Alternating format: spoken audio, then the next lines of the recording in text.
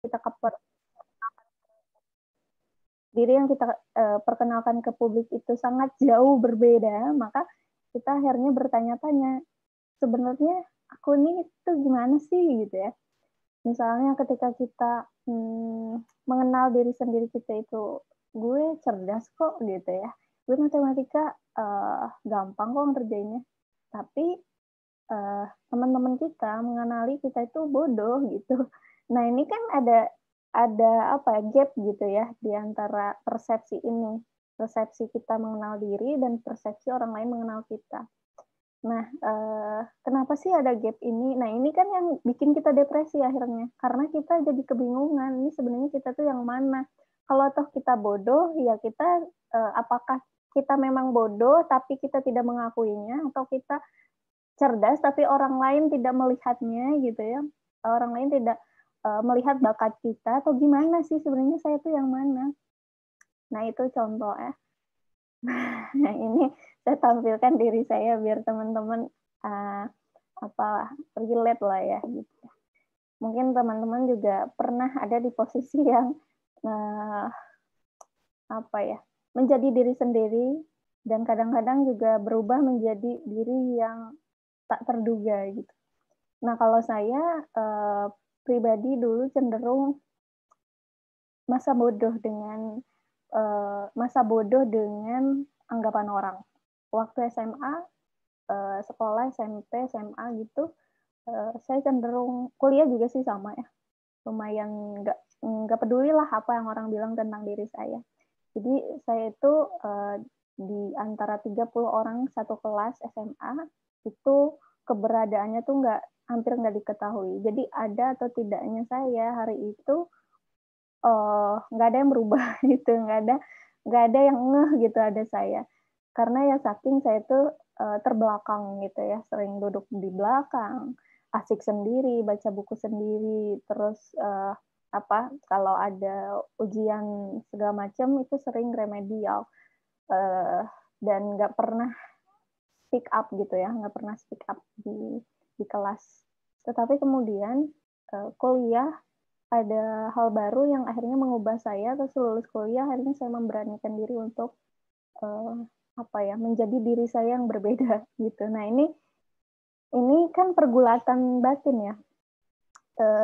Apakah saya tidak mencintai diri saya sehingga saya berubah, ataukah saya saking mencintai diri saya maka saya akhirnya memperbaiki hal-hal yang kurang dari diri saya. Nah ini kan yang jadi kegalauan kita semua ya. Mungkin kita merasa jangan terlalu cintalah sama diri sendiri, nanti egois atau nanti narsis. Ya ngapain ngomong depan orang nanti dilihatnya banci panggung misalnya. Ngapain aku aktif medsos nanti disangka motivator, alim, apalah segala macam. Ya kita sibuklah dengan anggapan orang tentang diri kita. Akhirnya kita nggak maju-maju gitu ya. Terus ada kalanya mungkin kita kayak membenci diri kita. Kok kita tuh gini ya? Kok kita tuh pemalu, pemahat gitu ya? Nggak bisa ngapa-ngapain. Kok kita tuh enggak segaul yang lain dan sebagainya. Jadi kita kadang-kadang membenci diri kita, tapi juga kadang mencintai berlebihan. Nah, kita ada di porsi yang mana, lebih banyak yang mana. Kalau saya sejujurnya sampai hari ini ya kadang saya juga benci berlebihan, kadang juga cinta berlebihan. Jadi ini harus kita cari titik tengahnya gitu ya. Titik tengahnya yang enggak bukan benci tapi ada motivasi untuk memperbaiki diri, dan bukan cinta tapi rendah hati untuk untuk mencintai orang lain juga gitu ya, nggak hanya berfokus ke diri sendiri. Nah, ini ada penelitian dari seorang psikolog Amerika namanya Carl Rogers. Carl Rogers ini membagi diri ke dalam tiga lingkaran ya, 3 komponen gitu yang sebenarnya ini bisa disatukan dan semuanya ada di dalam diri kita. Komponen pertama yang disebut real self, yaitu kenyataan, diri yang nyata. Yang kedua adalah perceived self, yaitu diri yang diterima oleh lingkungan atau orang lain. Dan yang ketiga adalah ideal self, yaitu diri yang kita impikan. Ya. Nah, ini kalau ketiga komponen ini berjauhan dari dalam diri kita, maka ini apa sih disebutnya ya, bakal hancur gitu ya, bakal hancur tuh ambiar gitu ya. Kita akhirnya nggak menemukan titik di mana kita bisa mencintai diri sendiri, karena ya kita akhirnya frustrasi gitu ya. Sebenarnya diri kita itu yang mana, dan kita kehilangan jati diri ya, karena kenyataan berbeda dengan apa yang orang lain nilai, apa yang orang lain nilai berbeda dengan apa yang kita impikan gitu. Nah, kayak gitu. Sebenarnya kalau teman-teman cermati tadi gudang, terus pameran, terus museum, itu ini gitu ya. Jadi kalau teman-teman mampu menggabungkan ketiganya di dalam diri teman-teman sebagai gudang sekaligus pameran, maka sekaligus museum juga, maka kalian akan menemukan aktualisasi di sini, ya. Akan menemukan aktualisasi. Apa itu aktualisasi? Ialah pencarian jati diri gitu ya. Pencarian jati diri itu mungkin teman-teman mengenalnya dengan kayak improve skill ya, bisa jadi, atau apa ya, kalau kayak gini ikut-ikut kelas pelatihan atau webinar untuk menambah wawasan, itu juga aktualisasi. Atau teman-teman menerima tawaran tantangan menjadi sesuatu yang berbeda sebelumnya. Misalnya kalau dulu aku pertama kali diminta baca puisi depan umum memang gemeter banget, tapi aku terima tantangan itu. Nah, itu aktualisasi. Nah, bagi yang mungkin apa ya, nggak pernah menerima tantangan, yaitu nggak aktualisasi jadinya gitu ya. Nggak tahu apa yang orang nilai tentang diri kita, nggak tahu apa yang kita inginkan. Kita hanya menerima diri sendiri apa adanya gitu ya. Dan ya kalau real self jatuhnya nanti akan sulit mengendalikan diri sendiri karena kita hanya berpusat kepada diri kita gitu. Nah, contoh, ini biar teman-teman kebayang ya, maksudnya gimana sih Teh? Contoh, real self seseorang itu manja, berantakan, labil, sering lupa makan, cuek, gengsian, gak tahu diri. Sangat buruk ya karakternya. Nah, tapi orang-orang mengenalnya sebagai seorang kakak yang mengayomi adik-adiknya. Nah, ini berkebalikan sekali. Katanya dia manja, seharusnya dia menjadi orang yang nggak disukain dong, gitu ya, nggak bisa jadi kakak yang baik. Tapi dia diterima orang sebagai kakak yang baik. Terus ideal self-nya yaitu dia pengen menjadi seorang ibu yang punya anak 2, jadi panutan bagi suami dan anak. Ya template lah ya gitu ya, ideal self-nya sama kayak kebanyakan orang gitu, pengen jadi ibu. Nah, ini perempuan. Nah, ini sebenarnya ngomongin tentang diri aku. Jadi yang orang lain nggak tahu tentang kenyataan atau tentang gudang di dalam diri aku adalah aku tuh sebenarnya manja. Aku berantakan, aku labil, aku sering lupa makan, aku cuek. Ya, banyak hal lah yang nggak aku sebut di sini. Bisa berlembar-lembar kalau ditulis gitu ya. Nah, tapi aku mungkin orang mengenalnya nggak kayak gitu ya. Nah, itu aktualisasi aku. Aku melakukan lompatan. Saya melakukan lompatan dengan banyak hal, dengan karya, dengan mencoba untuk memberikan kasih sayang gitu ya pada adik-adik tingkat atau kepada orang-orang baru, followers gitu ya, kepada orang yang terdekat saya gitu, sahabat dan sebagainya. Akhirnya mereka memanggil aku Teh Kartini gitu ya. Padahal aku biasa ditoyor-toyor gitu ya kalau mereka lebih mengenal diri aku gitu ya, karena saking ngeselinnya gitu. Tapi ya mereka masih memanggil Teh Kartini, berarti ada kepercayaan di situ bahwa aku sebagai seorang kakak yang dipercaya gitu ya. Tapi ya apa ya, ideal self aku dulu, aku pengen jadi Alyssa Subandono gitu, tapi kan itu nggak mungkin ya, masa iya mau jadi artis gitu ya. Apa ya, saking ngefansnya aku sama Alyssa Subandono, aku namanya dipamerin tuh foto-foto di kamar, terus dipajang segala macam pernak-pernik yang ada hubungannya dengan Alisa Subanduna dulu waktu aku kelas 6 SD. Nah, ideal self aku tadinya ke situ, tapi itu nggak mungkin ya, itu terlalu jauh. Nah, kemudian aku melihat dia itu sosok yang seperti apa sih? Oh, dia itu sosok yang keibuan. Oke, saya pengen jadi kayak gitu. Nah, itu kan ideal self. Gak mungkin teman-teman misalnya ideal self-nya itu pengen jadi Superman. Nah, itu kan Superman hidup di dunia dongeng, kalian hidup di dunia nyata itu nggak mungkin. Nah, coba cari sesuatu yang sebenarnya bisa teman-teman aktualisasikan.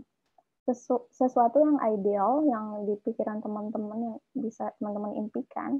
Misalnya Superman itu seorang yang bagaimana? Seorang yang kuat, yang membela yang lemah. Nah, teman-teman coba ambilnya tuh itunya gitu ya. Walaupun teman-teman nggak bisa terbang gitu ya, tapi teman-teman paling nggak bisa menyelamatkan orang lain misalnya dari kesusahan hidupnya, ya, dari bahaya, dari apa gitu. Nah, hal ini yang sebenarnya konsep mencintai diri sendiri itu di sini. Bagaimana kita bisa menggabungkan antara gudang di dalam diri kita, ya, pameran di dalam diri kita. Kalau ngomongin pameran doang kan yang kita tampilkan akhirnya yang bagus-bagus ya, ya enggak. Yang enggak bagusnya kita sembunyikan, bahkan kita buang ke tong sampah. Nah, tapi kalau hanya pameran ya ya kita akan kelelahan, kita akhirnya akan menjadi budak dari orang lain, budak dari kebanyakan orang, ya. Padahal kata Allah, kebanyakan orang itu akan menyesatkanmu dari jalan Allah, gitu ya. Ada di salah satu ayat di dalam Al-Quran itu disebutkan. Nah itu kalau jadi pameran itu akan capek. Dan kalau jadi museum pun kita akan tidak banyak dikunjungi pengunjung gitu ya. Yang namanya museum kan kelihatan dong antiknya, debunya, terus karatannya, kita kelihatan gitu ya. Mungkin tidak indah, tetapi dengan ketidakindahan itu akhirnya orang-orang yang mengunjungi museum kan sedikit ya. Nah, kita bagaimana mau berdakwah kalau kita hanya diterima oleh orang-orang yang sedikit atau orang-orang terdekat kita saja. Misalnya kita diterima oleh keluarga kita, tapi kita tidak diterima oleh banyak orang di luar sana, oleh teman-teman kita, dosen kita, siapa gitu ya. Karena orang tua kita, keluarga kita pasti menerima kita apa adanya. Mau dia manja, mau dia cuek, mau dia berantakan. Nggak peduli keluarga kita, ya enggak. Mereka menerima kita sebagai museum. Nah, akhirnya semua itu harus dikelopkan. Nah, ini istilah saja sebenarnya. Maka untuk menggabungkan ketiga hal ini, kita harus mengenal diri sendiri pertama, indanas, yang kedua adalah indanas gitu ya, mengenal diri sendiri, yang kedua adalah indanas, mengenal orang lain, dan yang terakhir adalah indallah atau mengenal Allah. Kenapa? Karena tanpa menerima diri, yang misalnya aku nggak melihat bahwa aku nih anak yang manja gitu ya, aku nggak mungkin bisa melakukan lompatan, aku nggak mungkin bisa mengubah diri aku karena aku nggak sadar aku nih manja, ya nggak. Jadi kita harus menerima diri, oh iya kita ini misalnya pemalu, oh iya misalnya kita ini egois. Nah, bagaimana sih caranya untuk kita tidak egois lagi? Kita kenal orang lain. Orang lain maunya kita bagaimana. Tapi itu nggak cukup kalau hanya seperti itu, maka ya itu tadi ya, kita disetir orang lain. Jadi untuk menetralisirnya adalah mengenal Tuhan, gitu ya, mengenal Tuhan. Nah, caranya mengenal Tuhan ya, baca apa yang Allah mau di dalam Al-Quran. Ya, baca di dalam Al-Quran. Kan Allah bilang juga ya kepada Nabi Muhammad ya di ayat pertama yaitu Iqra, Allah tuh memerintahkan Nabi Muhammad untuk mengenal dirinya sendiri dulu, ya, baru mengenal lingkungan. Iqra bismi rabbikal ladzi khalaq, gitu ya kata Allah. Bacalah dengan menyebut nama Tuhanmu yang maha pemurah, gitu ya, bahwa engkau diciptakan dari segumpal darah. Dikenali dulu, oh aku ini diciptakan, oh aku ini manusia, oh aku ini hamba, oh aku ini kalau jadi hamba berarti menghamba atau mengagungkan pencipta aku gitu. Jadi di situ mengenal diri, terus kemudian ya ya mengenal sekitar ya, keadaan Mekah waktu itu masih jahiliyah. Lalu kemudian Allah tunjuki jalan untuk mengenal dinul qayyimah, yaitu Islam, yaitu jalan yang lurus gitu. Nah, seperti yang Allah jelaskan juga di Quran surat An-Nahl ayat 78, yang mungkin teman-teman juga udah familiar lah dengan ayat ini. Bismillahirrahmanirrahim. Wallahu akhrajakum min butuni ummahatikum, dan Allah mengeluarkan kamu dari perut ibumu, ya. La ta'lamuna syai'a, dalam keadaan tidak mengetahui sesuatu apapun. Wa ja'ala lakumus sam'a wal absara wal afidah, dan Dia memberi pandangan, penglihatan, hati. La'allakum tashkurun, agar kamu bersyukur. Nah, di sini ada 3 komponen yang ini jadi potensi manusia, ya, bekal dari Allah langsung dititipkan ke kita, yaitu pendengaran. Pendengaran, dengarkan kata hati, dengarkan maunya diri gitu ya. Maunya diri, terus kemudian lihat kondisi, bukan maunya diri kali ya, hakikat diri lah ya, melihat hakikat diri ini siapa, asalnya dari mana, tujuannya apa gitu ya. Pendengaran, terus penglihatan, lihat kondisi sekitar, kayak gimana sih bobroknya masyarakat zaman sekarang, ada nggak kontribusi kita untuk mengubahnya gitu ya. Baru hati nurani yaitu ikuti iman ya, di dalam hati ada iman gitu ya. Kalau di dalam akal ada pikiran, tapi kalau di dalam hati ada iman, maka kan di dalam hadis juga disebutkan ya, kalau mau tahu baiknya seseorang, lihatlah segumpal daging di dalam organnya manusia, yaitu hati. Jadi hati ini sangat jadi penentu baik buruknya kita gitu. Nah, ini harus kita kelola dengan baik, dengan iman gitu. Kalau kata teman saya, hati itu harus jadi makmum bagi iman. Iman itu imamnya. Ya. Imam seluruh tubuh di dalam diri manusia itu adalah iman. Pemimpin di dalam tubuh seluruh tubuh manusia itu adalah ya iman itu tadi gitu. Karena dia yang akhirnya menahkodai diri mau kemana. Nah, ini pertanyaan lanjutannya. Teman-teman boleh jawab, saat dijamu minum teh pahit, apa yang akan teman-teman lakukan?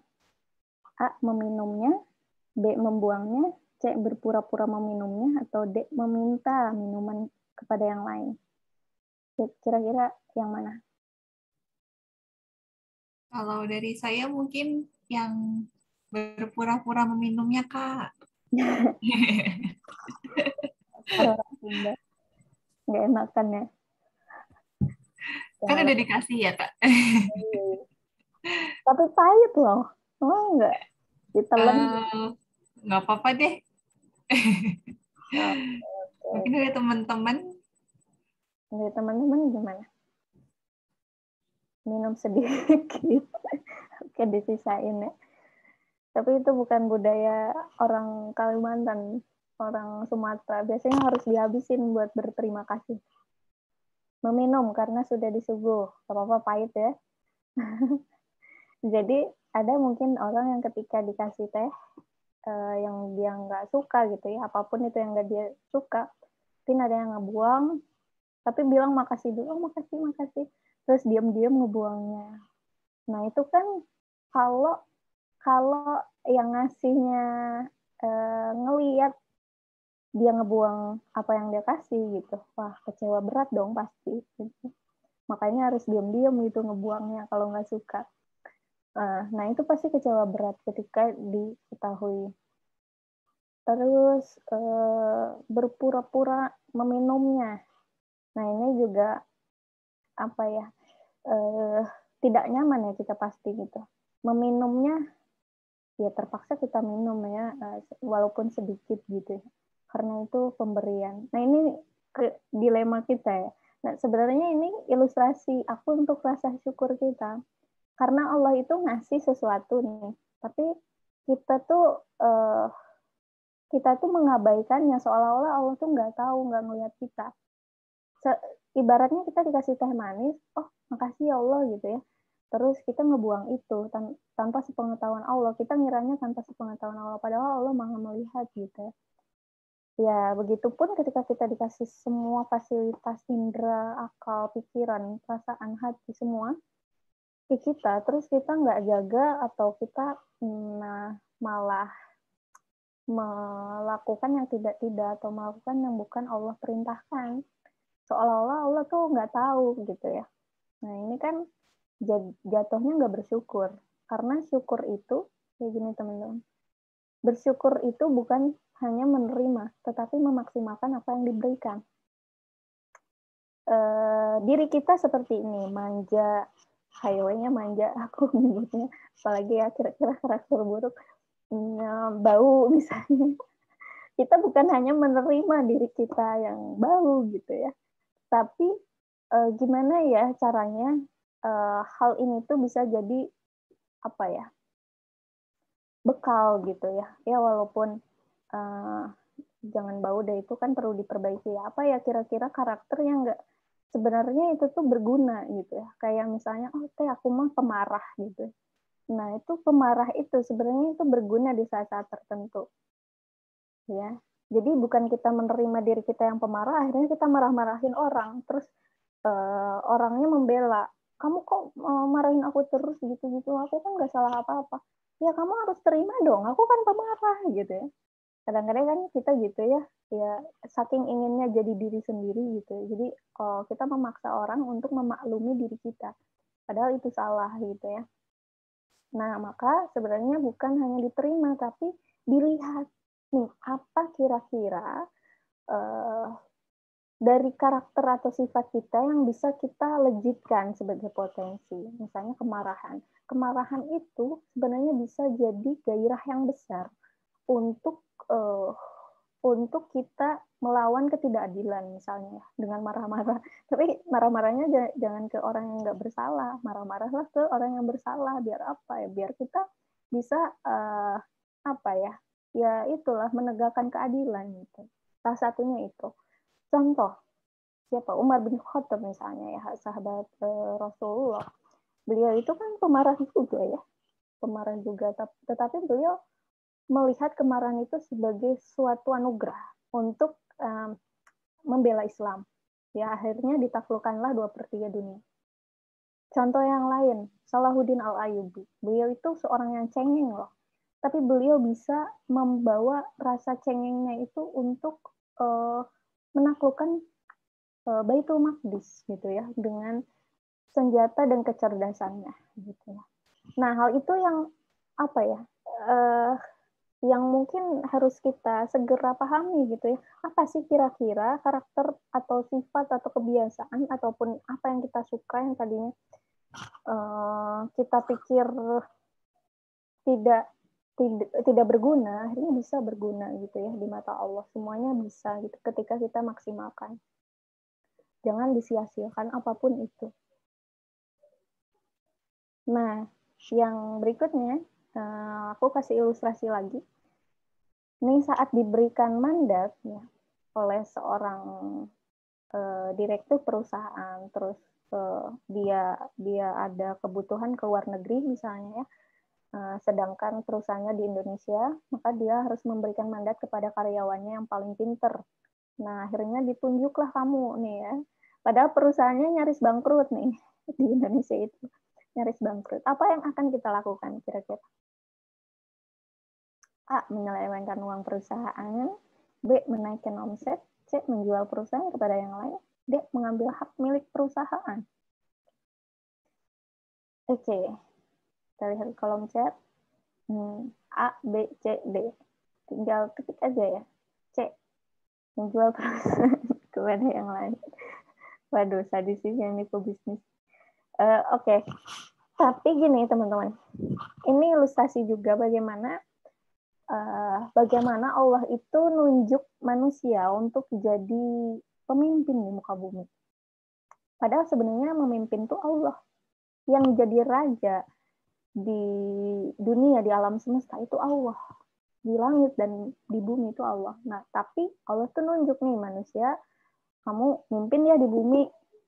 Ini harusnya aku nih yang mimpin. Tapi aku percayain deh, soalnya bumi hampir hancur nih.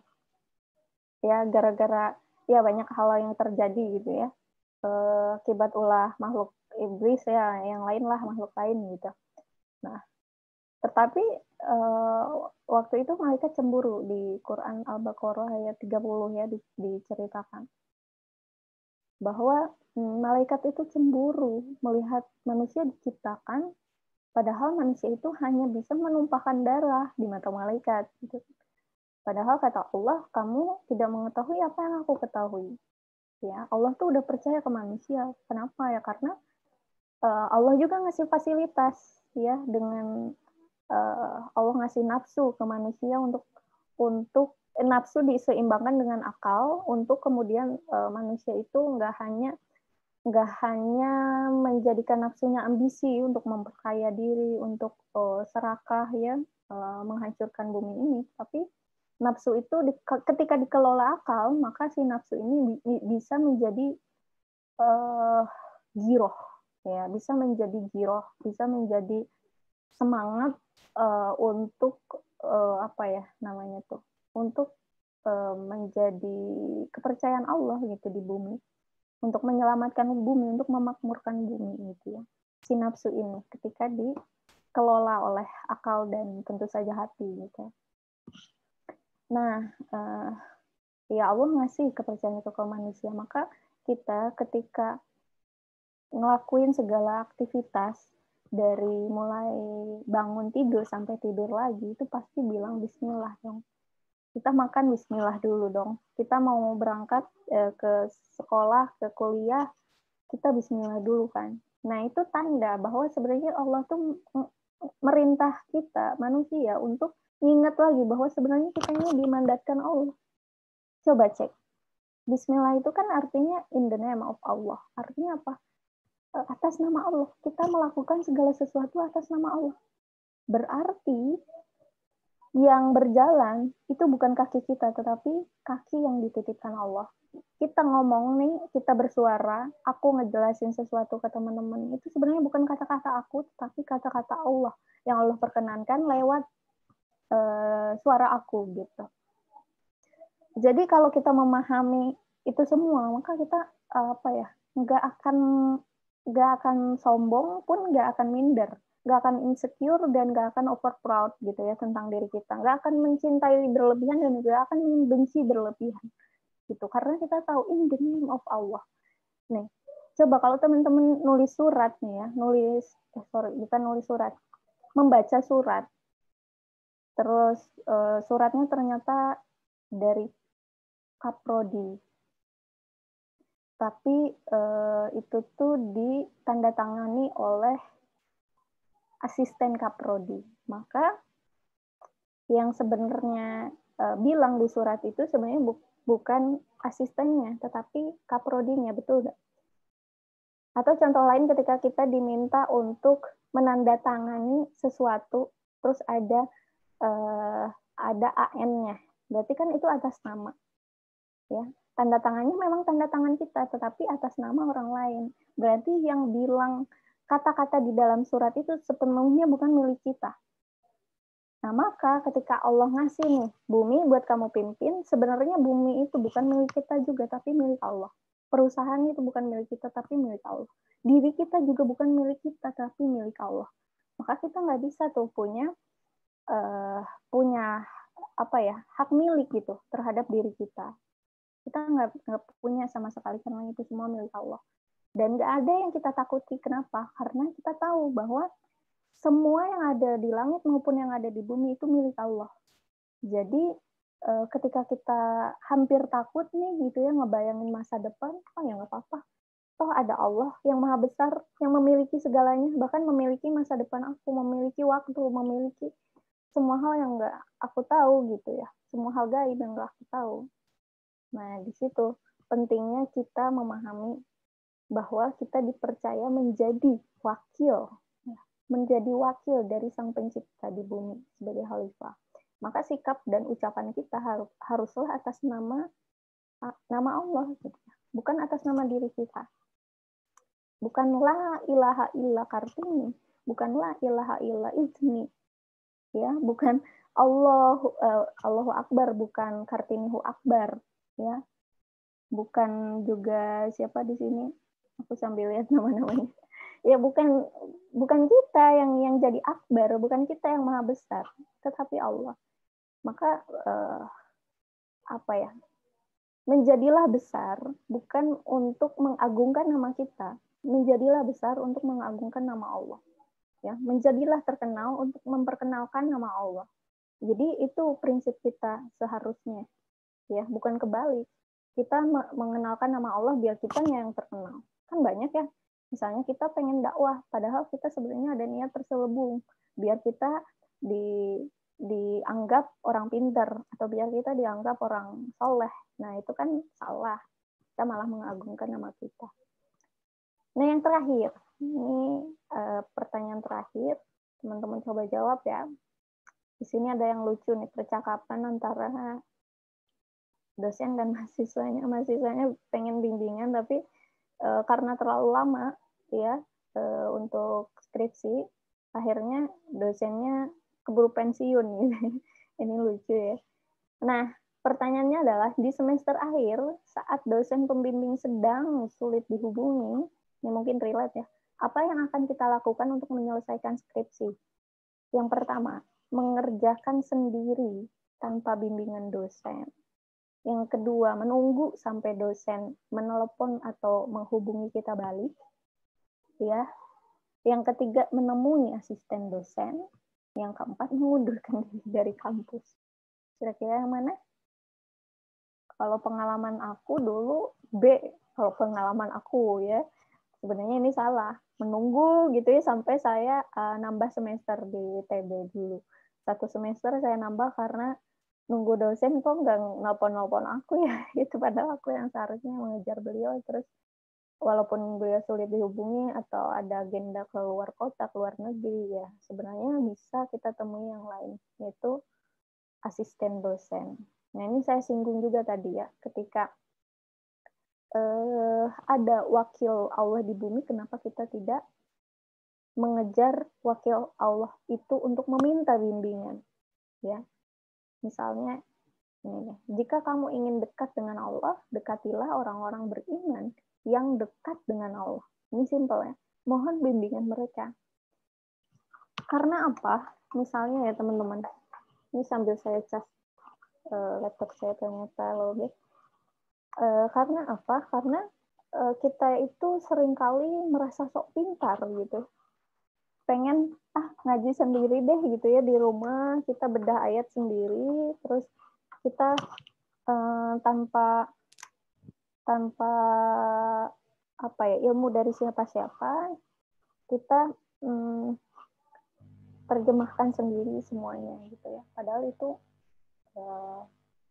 itu nggak benar, karena dicontohkan Rasul pun tidak seperti itu. Rasulullah saja, manusia yang dijamin masuk surga, itu memohon petunjuk dari yang lain. Maksudnya bukan berarti menduakan Allah, tetapi ada perantara antara Allah dan dirinya, yaitu malaikat Jibril. Kenapa? Karena Quran itu nggak ngasih tahu caranya sholat itu bagaimana. Ada petunjuknya. Petunjuk kamu harus sholat. Tapi gimana coba cara sholatnya? Kan bingung ya kalau hanya mendengarkan apa yang Allah bilang gitu. Cuma secuplik gitu ya ayatnya. Nah, kemudian malaikat Jibril yang mencontohkan gerakannya. Dari mulai wudhu gitu ya. Jadi semua itu butuh contoh. Maka ketika kita bingung nih, aduh kita ini sulit lah gitu ya untuk mengenal Allah, maka ya tanyalah gitu ya, tanyalah orang-orang yang dekat dengan Allah. Allah itu maunya apa? Allah itu maunya bagaimana? Gitu. Sama kayak kita di kampus, misalnya apa ya, dosen kita ngasih panduan untuk kita mencampurkan tabung reaksi kimia lah misalnya. Terus kita baca gitu ya, ada yang kita nggak ngerti, tapi kita akhirnya berdiam diri gitu. Nah, beda ketika kita nggak cuma membaca textbook, tetapi kita meminta bimbingan dari asisten yang diutus waktu itu oleh dosennya. Jadi ya bahkan laboratorium saja butuh asisten laboratorium, ya, apalagi hidup. Ya, hidup ini ya butuh juga lingkungan yang baik untuk kita akhirnya saling menasehati dalam kebenaran dan kesabaran gitu, yaitu orang-orang yang beriman. Ya, ini terakhir dari saya. Jadi ini ilustrasi cerita sih ya. Jadi dulu itu kenapa saya pada akhirnya mantap untuk istilahnya, udahlah saya dekati Allah aja lah gitu. Mau apapun dunia bilang, pokoknya saya dekati. Pun ketika saya diminta untuk memilih pekerjaan antara yang menjauhkan dan yang mendekatkan ke Allah, saya milih yang mendekatkan ke Allah, yaitu di penerbit Quran. Itu tuh kenapa? Karena pernah saya bermimpi itu saya sampai keringetan saking kagetnya di mimpi itu. Saya melihat sebuah karnaval. Saya bagian dari karnaval itu. Jadi ada sebuah karnaval gitu ya. Saya berpakaian putih, orang lain juga berpakaian putih. Dan saya melihat ke depan banyak sekali rombongan gitu ya, banyak sekali orang di depan saya. Terus saya tepuk, ini tuh ngapain sih? Ini lagi ngapain sih gitu ya. Terus sambil dadah-dadah gitu ya ke orang-orang sekitar saya. Kayaknya saya mau pergi jauh gitu dengan rombongan itu. Terus saya tepuk gitu ya orang di depan saya. Dan dia menoleh, seketika wajahnya bercahaya gitu. Terus saya penasaran dong, sepanjang apa sih rombongan ini? Saya melihat ke belakang, dan ternyata saya di posisi paling belakang, teman-teman. Ada di posisi paling belakang. Dan lebih mengagetkannya lagi adalah ternyata saya menggendong adik saya. Jadi adik saya itu usianya beda 2 tahun ya, tetapi kemudian di mimpi itu menyusut jadi sekitar 5 atau 6 tahun lah, bisa digendong lah gitu ya, adik saya perempuan. Terus ini ngapain bawa-bawa manusia satu ini gitu ya. Nah, saya terbangun dengan bersimbah keringat. Terus saya ingat mimpi itu lagi, saya ingat gitu ya. Orang yang ada di depan saya itu yang menuntun saya. Tapi dia juga dituntun oleh orang lain, dan dia dituntun oleh orang yang paling di atas sana atau di depan sana gitu. Dan saya percaya waktu itu, gitu ya, ya barisan Rasulullah itu seperti itu ya. Walaupun kita jaraknya 1400 tahun dari Rasul, tetapi kalau ada yang menuntun kita ke jalan Allah, pasti itu tuntunan Rasul gitu. Dan ketika itu tuntunan Rasul, maka kita nggak usah bertanya lagi apa ini benar gitu ya tuntunan Rasul. Lihat aja orang yang ada di depan kita, atau yang membimbing kita, atau yang menuntun kita. Seperti apa sikapnya? Udah sebercahaya Rasulullah belum? Emang sih nggak akan mungkin ya menyamai. Cuma artinya dia udah mencontoh Rasul belum? Setidaknya berusaha deh untuk jadi kayak Rasul. Nah, di situ aku jadi terketuk untuk iya ya, barisan Rasul itu pasti istilahnya nggak terputus sampai hari kiamat, dan harusnya aku menjadi bagian dari barisan itu, bukan yang menonton, benar gak? Dan kalau aku menjadi bagian dari barisan itu, seharusnya aku mengajak juga orang-orang untuk berada di barisan ini ya. Tetapi kemudian yang aku ajak hanya adik aku sendiri gitu ya. Terus aku berpikir untuk oke deh, harusnya aku bisa punya lebih banyak adik di dalam barisan ini, punya lebih banyak adik baru, punya penerus, pun ketika aku meninggal nanti ada yang mewarisi gagasan dan cita-cita dan karya aku gitu ya, yang mana itu semua untuk perjuangan di jalan Allah gitu ya. Bukan akunya yang dikenang, bukan ya Rasul udah meninggal ya, bukan akulah gitu ya, tapi Allah gitu ya, ajaran Allah yang diwariskan oleh barisannya Rasulullah gitu. Nah, aku pengen jadi bagian dari itu. Teman-teman mau nggak menjadi bagian dari barisannya Rasul? Kalau teman-teman mau, ini terakhir aku. Ayo, terakhir. Ini beneran terakhir. Cintailah dirimu sendiri, sebab Allah lebih dulu mencintai kamu. Siapa diri ini sampai berhak membenci apa yang Allah cipta? Termasuk diri sendiri ya. Cintai dirimu dengan cinta kepada Allah, dan tiada yang lebih menyejukkan daripada saling mencintai karena Allah. Nih, ini harusnya di bold nih. Saling mencintai karena Allah. Ini namanya ukhuwah, teman-teman. Kita berbaris itu, kita berukhuwah. Ya namanya berbaris kan kita saling berpegangan dong. Gitu. Menuju ke arah yang sama. Beda kalau tawuran. Tawuran kan saling bertolak belakang ya. Satu kemana ya, saling gentreng lah ya. Tapi ini kan barisan. Rasulullah nggak bilang kerumunan, Rasulullah nggak. Kalau kerumunan sendiri-sendiri dong ibadahnya. Ya nggak perlu ada ukhuwah, nggak perlu. Tapi Rasul tuh bilang ini barisan Rasulullah, bersaf-saf, berbaris gitu ya. Artinya apa? Di situ ada ukhuwah, ada pertalian atas dasar cinta karena Allah. Teman-teman udah punya itu belum?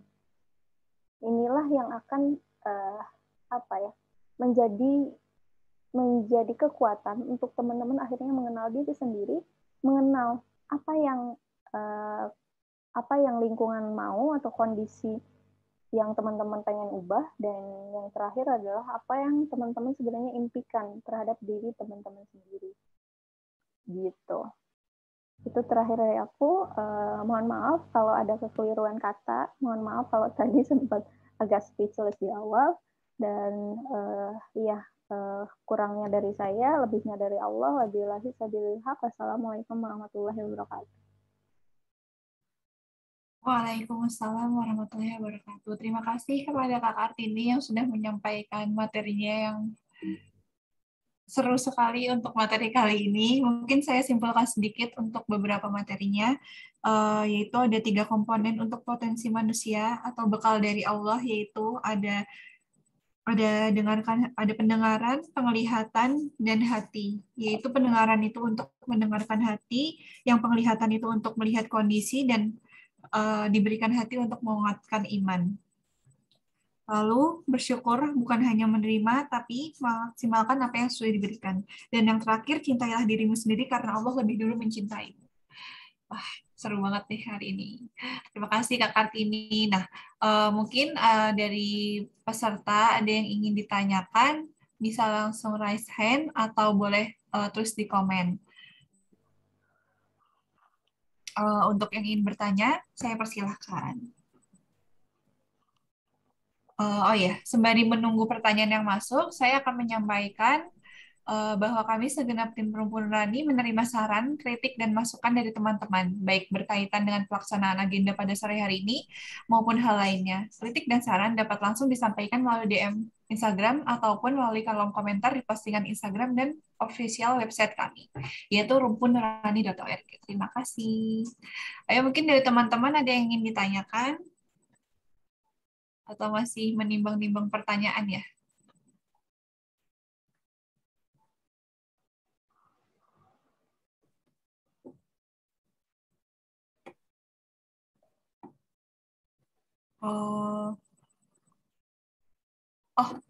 Kak, kebetulan ada yang tanya via personal nih.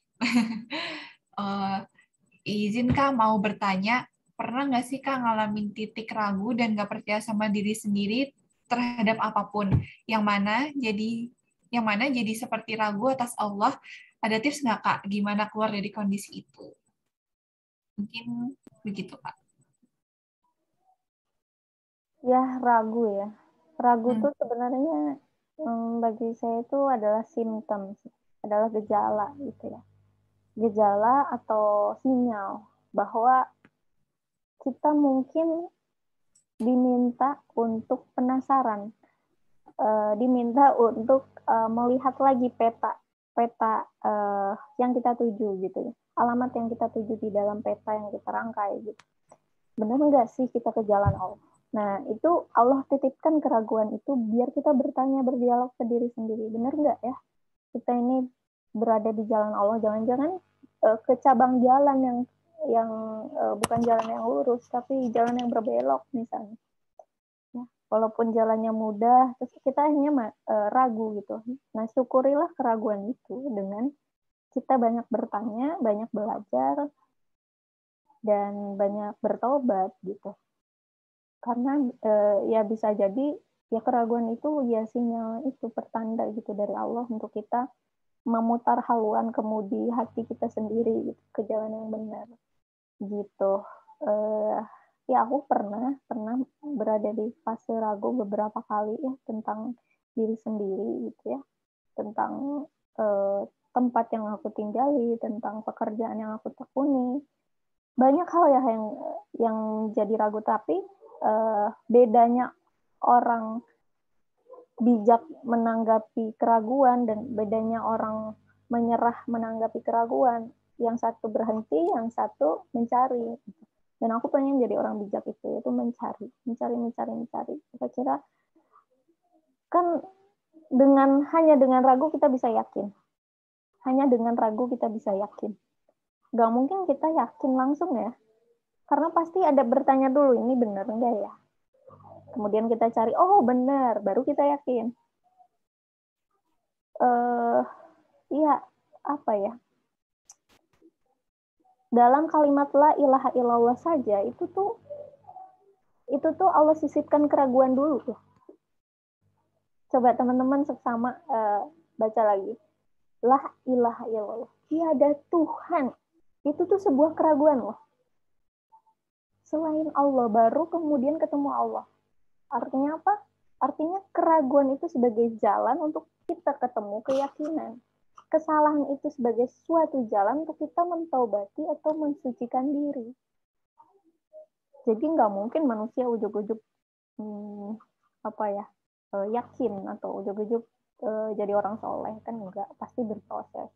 Bahkan orang soleh aja ketika mengklaim dirinya sudah soleh itu salah, 100% salah.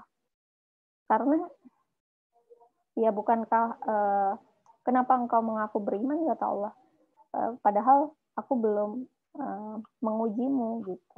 Jadi pasti ketika kita mengklaim itu Allah pasti uji dengan keraguan, dengan kesalahan, dengan kebimbangan, ketakutan. Allah uji semuanya.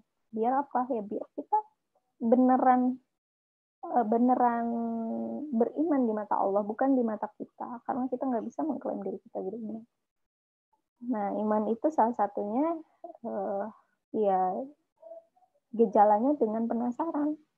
Penasaran sama kenapa sih Allah itu, misalnya ya, kenapa Allah itu nyuruh sholat? Kenapa Allah itu nyiptain aku? Kenapa Allah itu kenapa aku nggak di surga? Kenapa Nabi Adam tuh harus turun ke bumi? Kok Allah jahat banget sih? Itu kan keraguan-keraguan, ya wajar. Kenapa? Kalau kita nggak menanggapi, kalau kita mengabaikan keraguan itu, mungkin kita hanya jadi zombie atau hanya jadi robot yang tidak berpikir, sama aja kayak hewan, ya enggak? Jadi alhamdulillah ya, pertama bersyukur dulu, alhamdulillah dikasih keraguan, tinggal bagaimana kita belajar untuk mencari keyakinan. Berarti di tengah keraguan itu kita tetap harus berusaha buat nyari kebenaran itu sendiri ya Kak ya? Iya, betul. Ini ada yang bertanya lagi Kak di komen dari Kak Nurmaya. Untuk mencintai diri sendiri itu kadang ada luka di masa lalu yang masih terpendam di hati kita. Bagaimana cara melepaskan luka yang lama di hati kita?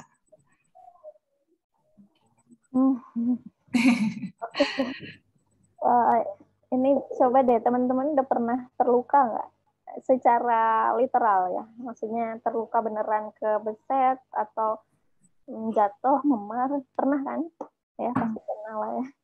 Minimal kita udah pernah belajar sepeda terus pernah jatuh.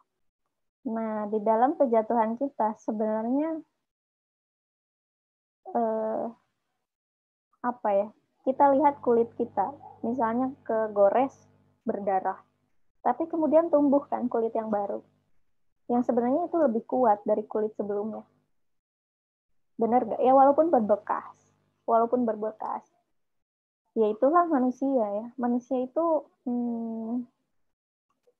aku sering bilang manusia itu bukan guci pecah, teman-teman. Manusia itu tanah liat yang mudah dibentuk, bukan yang ketika terlempar atau jatuh tuh nggak bisa diapa-apain. Nggak kayak gitu manusia tuh. Ya, bukan benda. Manusia itu bisa dibentuk. Artinya semakin kuat tekanannya, semakin kuat tantangan hidupnya, maka dia juga akan semakin tangguh. Gitu. Contoh ya, ini ngomongin ibarat lagi ya. Jadi kayak aku dulu pernah di kampus diminta untuk membuat sebuah karya terbuat dari tanah liat, dan tanah liat itu ternyata ketika kita pengen menjadikan sebuah karya yang enggak yang tahan banting lah ya, nggak mudah pecah, itu harus dibejek-bejek dulu, harus dihancurin dulu, harus dibakar dulu, baru kemudian menjadi kuat. Tapi kalau banyak rongganya, banyak udaranya, atau nggak kita apa-apain, murni tanah liat, terus udah aja gitu ya, kita diemin atau kita bakar sebentar, itu akan pecah, 100% akan pecah. Nah, tanah liat aja kayak gitu, apalagi manusia.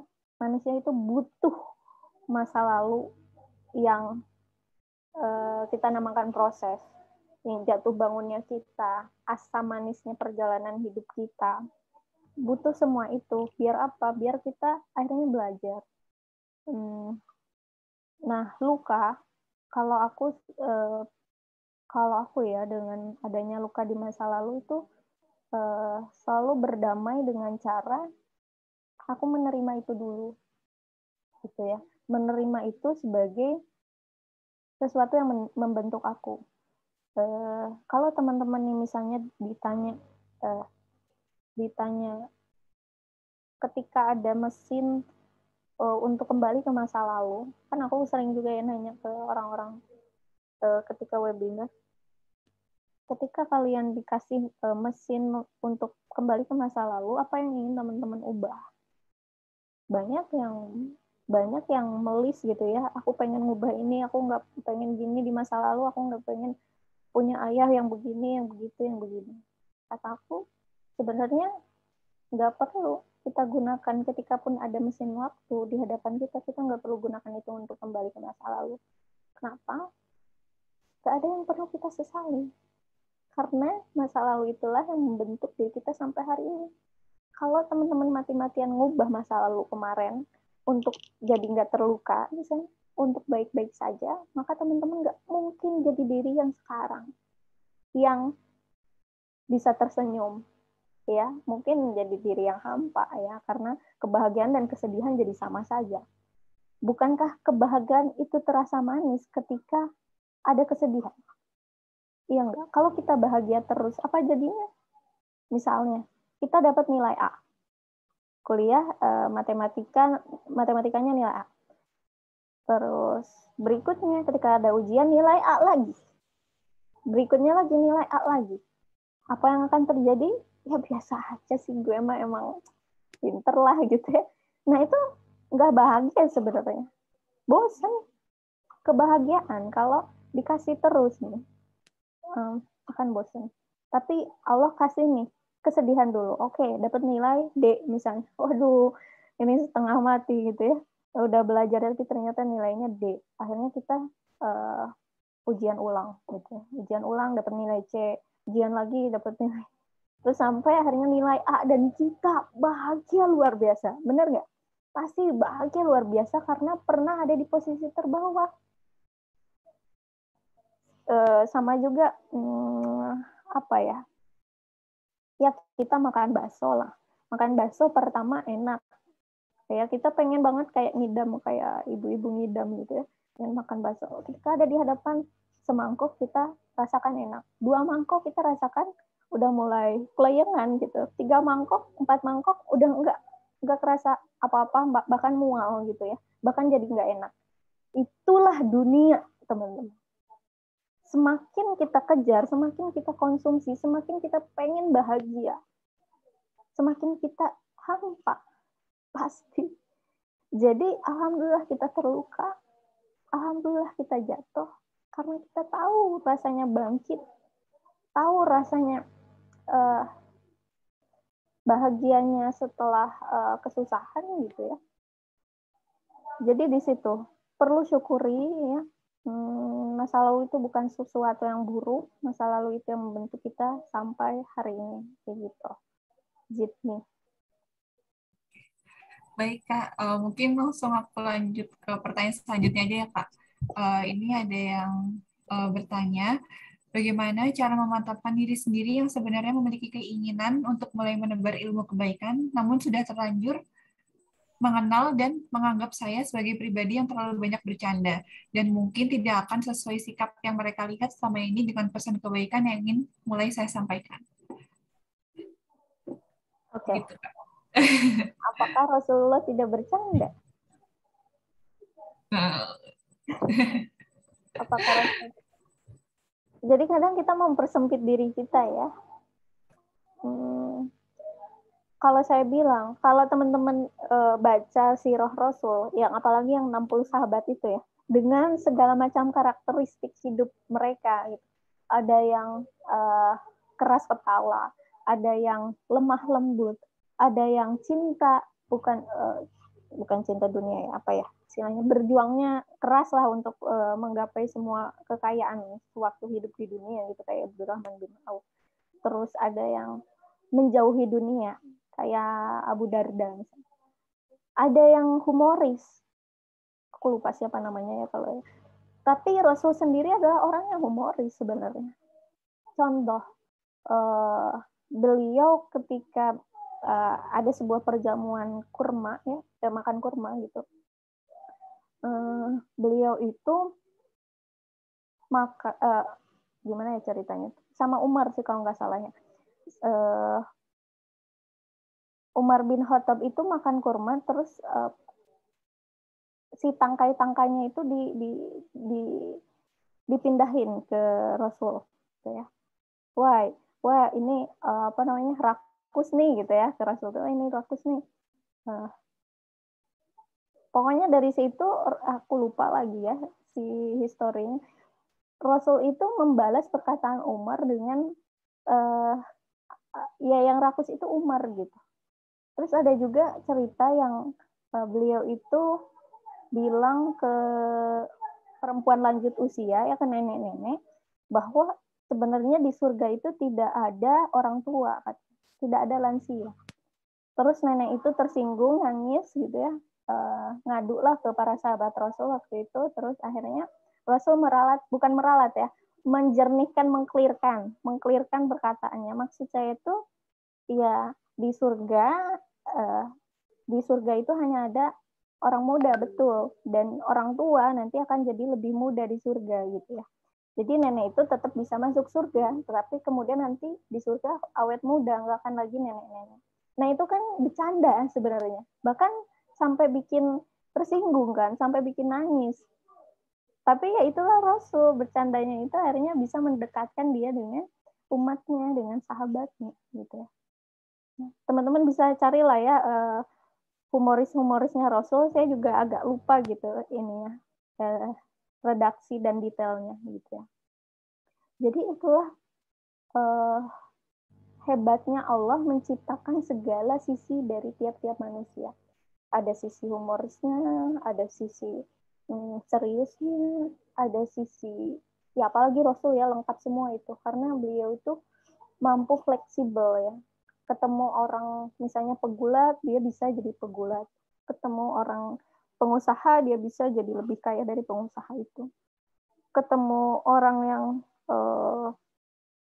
papa atau prasejahtera, dia bisa menempatkan diri sehingga tidak seperti orang sombong gitu ya di depan orang duafa. Nah, Rasul itu semenakjubkan itu, karakternya bisa fleksibel. Nah, kita harus lebih fleksibel lagi. Nah, kemudian pertanyaannya, kalau aku bercanda terus, apakah bisa jadi orang yang lebih baik? Ya, di mata orang lain. Jangan di mata orang lain. Haruslah di mata Allah. Kalau di mata Allah, kita mungkin akan menjadi diri yang unik, yang berbeda, nggak melihat standar dari masyarakat sekarang. Oh, standar masyarakat itu kalau dai harus begini begitu begini begitu. Oh, kalau influencer harus begini begitu, harus punya kecantikan yang begini. Ya akhirnya kita ngikutin kebanyakan orang, padahal kalau kita baca sirah nggak gitu banget kok gitu ya. Banyak kok ya orang-orang dengan beragam apa karakter tadi gitu. Jadi tetap kamu bisa menjadi komediannya umat atau duta Allah yang humoris ya. Misalnya kayak siapa ya humoris tuh? Zaman sekarang siapa ya? Ya ada lah ya dai yang masuk ke dunia stand up komedi kayak Habib Hussein Hadar gitu. Dia kan lucu juga, bisa membawa diri. Terus ada komedian lagi, siapa tuh yang menang di Malaysia tuh? Jawin Nur. Nah, dia juga lucu, tapi dia membawakan nilai-nilai Islami. Nah, sebenarnya dia bisa jadi dai yang lucu. Atau Ustadz Maulana nih misalnya. Dia kan sangat lucu. Dia bisa membawakan Islam secara bercanda. Nah, jadi tolong potensi yang kita kira buruk, kita bisa lihat dari kacamata yang berbeda. Ya, agar kita bisa menjadi duta Allah yang unik, yang berbeda dari orang lain, yang bisa menjadi diri kita sendiri, bukan menjadi diri yang orang lain tuntut gitu. Gitu ya. Siapa yang bertanya tadi? Terima kasih, Kak. Mungkin ini ada dari Kak Atfaca. Assalamualaikum, Teh Kartini. Maaf, izin bertanya, gimana sih caranya agar kita tidak membandingkan diri kita dengan orang lain? Kita sadar kalau itu tuh nggak baik, tapi kadang mesti tetap sering terlintas dan akhirnya jadi kayak minder sendiri dan akhirnya menghambat perkembangan diri. Dan terus gimana sih caranya kita jadi pribadi yang kuat pendiriannya dan kemudian bisa jadi diri sendiri yang terus berusaha jadi pribadi lebih baik berdasarkan versi sendiri. Mohon maaf, terima kasih. Oke. Ada beberapa yang saya garis bawahi dari pertanyaannya. Membandingkan diri sendiri dan orang lain itu haruslah membawa pada dampak positif sebenarnya. Contoh kayak Umar bin Khattab membandingkan dirinya dengan Abu Bakar. Ketika Abu Bakar mau sedekah setengah dari hartanya, maka beliau pengen lebih dari itu. Dan sebagainya. Itu kan membandingkan diri, tapi dalam fastabiqul khairat.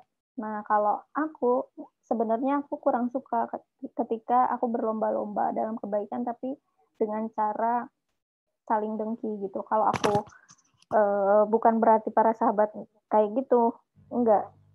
Ini mah kan apa ya, pribadi aku yang aku rasa kayaknya aku gampang tergoda oleh apa ya, amarah diri sendiri untuk mendengki orang lain ya, menghasad orang lain. Kok mereka gini, kok aku enggak, gitu-gitulah ya.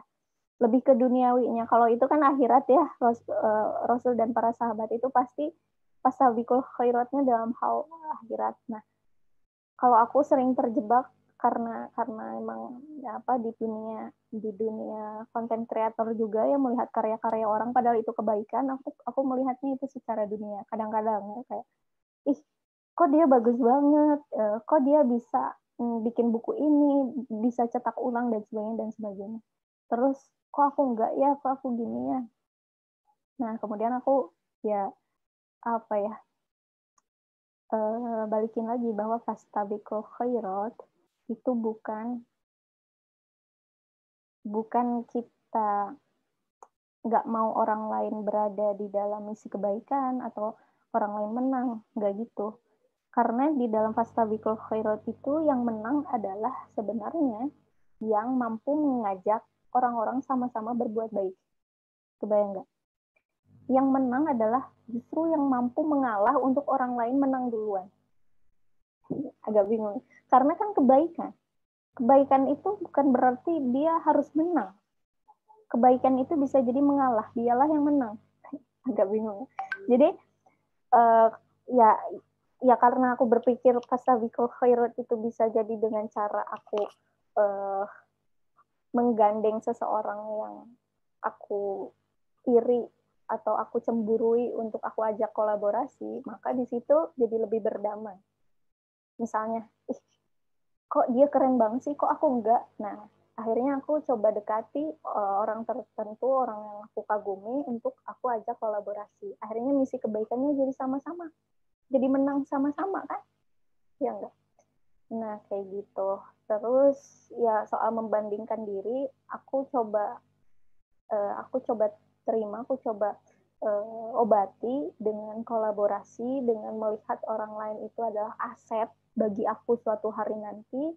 Ketika teman aku sukses, aku bilang dia bisa menjadi duta Allah yang keren. Suatu hari aku bakal butuh dia. Suatu hari kalau aku punya perusahaan, aku butuh pembicara, aku bakal ngundang dia. Aku bakal gaji dia.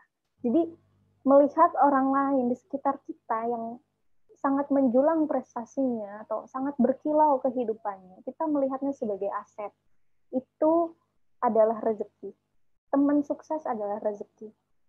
Orang lain yang nggak kita ketahui yang dia sukses itu juga adalah rezeki. Rezeki kita mengenali mereka, mengetahui mereka, keberadaan mereka, untuk menginspirasi kita juga.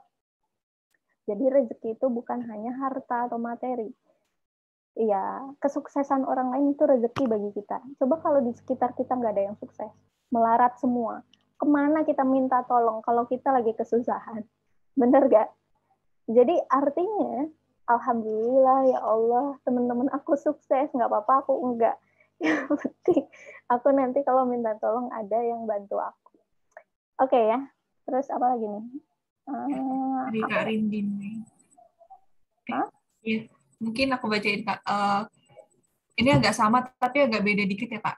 Teh ada hadis kan ya, kenali dirimu maka engkau akan mengenali Tuhanmu. Nah, masalahnya ternyata banyak orang yang merasa nggak mengenal dirinya, sulit mengenal dirinya, sulit menemukan potensi diri, hingga akhirnya merasa aku tuh nggak punya potensi apa-apa. Sebaiknya yang dilakukan apa, Kak? Terima kasih. Oke, teman-teman terjebak pada kata potensi sebenarnya. Potensi yang harus dicari. Padahal potensi itu nggak harus dicari karena kita miliki. Yang biasanya dicari itu passion. Jadi di dalam tingkatan yang aku pahami itu ada passion, ada profession, ada potential. Jadi di dalam passion itu adalah tentang diri kita. Kita kalau mau mementingkan diri sendiri atau kita mengenal diri sendiri deh, kita bisa tahu passion kita apa. Coba aja lakukan aktivitas mana yang bikin kita tersenyum. Oh, aku tersenyum ketika menulis, maka passion aku menulis. Oh, aku tersenyum ketika berolahraga. Oh, passion aku jadi atlet. Ya, itulah yang bikin kita bahagia kan, passion. Profession itu adalah bagaimana kita dibutuhkan oleh banyak orang. Oh, aku dibutuhkan ketika aku mendesain, ketika aku membuat sebuah poster, ketika aku membuat logo, aku dibutuhkan orang lain. Walaupun aku nggak tersenyum melakukannya, gitu ya. Walaupun aku aduh deadline lagi gitu ya. Jadi itu profession, tapi ada yang paling penting di atas semua itu yaitu potential. Nah, potential walaupun kita dalam keadaan ringan maupun berat, walaupun kita dalam keadaan tersenyum atau cemberut, tapi karena kita tahu itu dititipi Allah ke kita dan kita nggak perlu cari lagi, ya, karena itu titipan, maka ya niscaya kita akan berbahagia setelah bersusah payah gitu. Maksudnya gimana? Maksudnya tuh gini, potensial itu seperti yang dijelaskan di surat An-Nahl tadi, ada pendengaran, penglihatan, dan hati. Itu aja cukup sebenarnya udah jadi potensi kita. Nah, caranya gimana memaksimalkan potensi? Coba ngomong. Coba ngomong. Maksudnya kan kita punya indera mulut nih. Coba gunakan indera kita untuk ngomong sesuatu yang itu tuh mendekatkan orang lain ke Allah. Atau kalau nggak bisa ngomong nih, masih terbata-bata, coba gunakan tangan kita ya untuk menuliskan kebaikan. Kalau nggak bisa juga, apalagi tadi penglihatan nih misalnya, kita coba melihat sesuatu yang baik, misalnya kita nonton kajian dakwah dan sebagainya, itu kan kebaikan juga. Terus mata pendengaran, kita dengar podcast yang memang berwawasan atau apalah gitu ya. Nah itu kan semua potensi ini dititipkan Allah untuk kita bergerak sebagai inputan dan juga sebagai output ya. Maksudnya inputan itu adalah kita menerima ilmu dan output itu adalah kita berkarya. Jadi dua hal itu nggak seimbang, harus seimbang gitu. Jadi kita inputnya apa nih dengan semua panca indera kita, dengan semua akal dan hati kita. Oh ngaji di ed kolektif misalnya. Nah itu inputan. Nah outputnya apa nih? Dengan potensi yang kita punya. Oke, karena tangan aku belum digunakan untuk menulis caption yang bagus, coba deh aku nulis caption. Oh ternyata bagus. Ya bagusnya menurut siapa dulu sih, kalau hanya untuk mendatangkan like mah itu bukan bagus menurut Allah ya. Jadi coba kita maksimalkan semuanya, jangan dulu mencari sesuatu yang memusingkan, pakai yang ada. Kita punya tenaga, kita tolong teman kita. Kita punya telinga, kita dengarkan keluh kesah teman kita atau saudara atau keluarga kita. Kita punya mulut, kita coba ngomong ke orang yang lagi bersedih, ngomong jangan seenaknya tapi ya, jadi kayak kamu kuat kok, kamu alasan aku hidup, kamu nggak apa-apa kok, kamu akan baik-baik saja. Itu kan sesimpel itu, nggak perlu pakai dalil seabrek gitu ya. Hanya sesimpel itu tuh udah jadi kebaikan, udah jadi potensi kita banyak, insya Allah ya. Oh ya Kak, mungkin aku mau tanya dikit, berarti kalau passion tapi jadi profession itu boleh nggak Kak? Asal kita menjemput potential. Jadi potential kan yang paling tinggi. Jadi kalaupun mau passion dijadikan profession itu lebih bagus lagi. Ya apalagi ketika kita sadar potensinya. Misal, ini kenapa aku ngebahas ini ya, padahal nggak ada di PowerPoint. Jadi misalnya passion aku adalah menulis. Ya, oke. Profession aku mendesain. Tapi kemudian aku gabungkan jadi content creator. Nah, ketika aku tahu potential, aku nggak jadi content creator yang cari sensation gitu ya, cari sensasi. Tapi content creator yang mendekatkan orang kepada Allah. Karena aku tahu itu potensi. Kebayang nggak? Ada tingkatan lebih dibanding sekedar profession. Kalau aku profession menjadi content creator, udah aja dia kayak siapa ya? Misalnya yang kemarin lelang keperawanan, misalnya, dia kan content creator tuh, tapi melelang keperawanan dirinya. Aku juga bisa, kalau aku nggak inget potensi dari Allah, ya. Jadi artinya nggak apa-apa profession, passion jadi profession artinya hobi yang dibayar kan. Itu lebih bagus lagi. Kita jadi tersenyum melakukannya ya. Kalau tadi aku mendesain dengan cemberut ya, karena sesuai passion. Jadi kalau aku desainnya adalah passion aku mendesain, maka aku akan tersenyum, dan begitupun kamu. Oke, mungkin tadi terima kasih buat semua jawaban dari Kak Kartini. Mungkin tadi dari Kak Ririn itu udah jadi pertanyaan penutup, dan alhamdulillah kita udah sampai di penghujung acara. Selanjutnya, sebelum kita akhiri agenda sore hari ini, marilah kita berfoto bersama untuk pengambilan dokumentasi acara untuk menghibur teman-teman, menyalakan kamera dan menunjukkan wajah cerianya. Oke, teman-teman, kita tunggu 30 detikan mungkin ya buat nyalain kamera.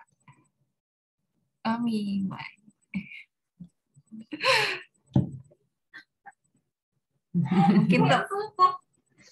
Mungkin teman-teman yang belum menyalakan kamera boleh sekalian unjuk wajah cerianya yuk. Lagi hujan-hujan.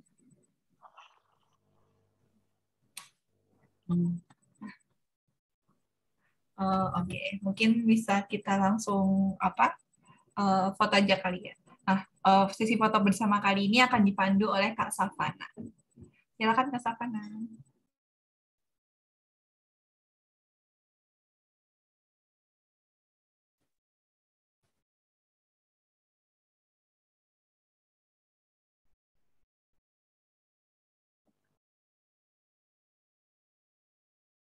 Ya udah, Baba.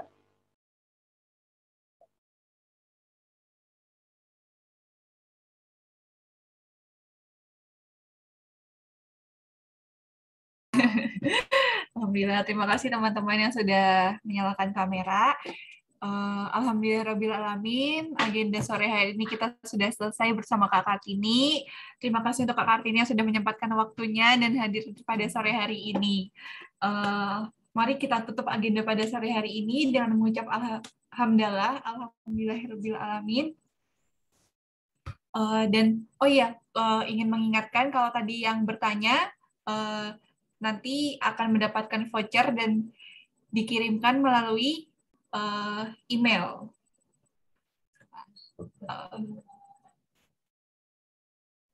Dan mungkin selanjutnya saya lanjutkan untuk penutupan agenda hari ini, mengucap alhamdulillahirabbilalamin, istighfar, astagfirullahaladzim, dan doa penutup majelis. Subhanakallahumma wa bihamdika asyhadu an la ilaha illa anta astaghfiruka wa atubu ilaik.